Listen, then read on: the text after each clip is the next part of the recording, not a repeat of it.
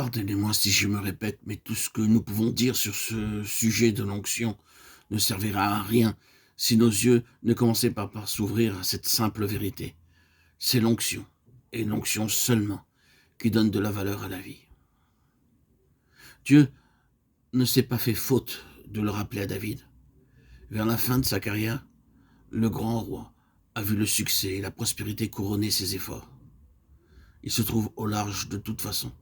Par ses moyens, de grandes choses se sont accomplies en Israël. C'est vraiment merveilleux de voir tout ce que Dieu a fait pour lui.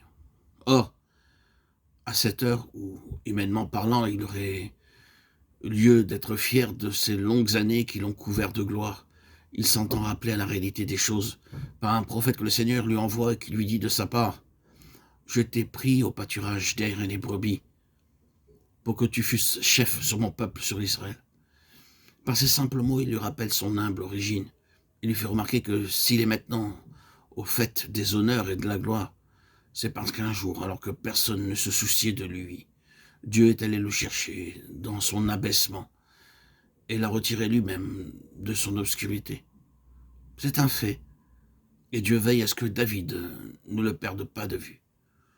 Tout ce qui lui est arrivé, tout ce qui a contribué à faire de lui le plus grand roi qui se soit jamais assis ou qui s'assiera jamais sur le trône d'Israël, à l'exception du Seigneur Jésus, c'est à l'onction que David le doit, et non pas à ce qu'il pouvait être en lui-même.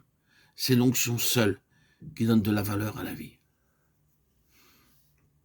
L'apôtre Paul, pour passer dans le Nouveau Testament, ne fait aucune difficulté pour admettre que tout le secret de sa vie est là, alors que sur le plan naturel, il pouvait fort légitimement prétendre à une certaine considération et mettre en avant ses capacités personnelles.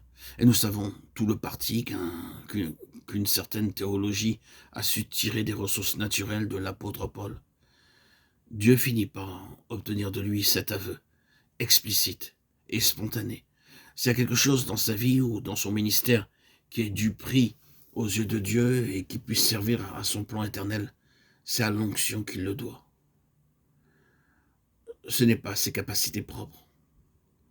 Si nous prenons tant de peine pour souligner la chose, c'est parce que le plan divin ne peut se réaliser que dans la mesure où nous nous laissons constamment ramener à ce grand zéro, le zéro de Dieu.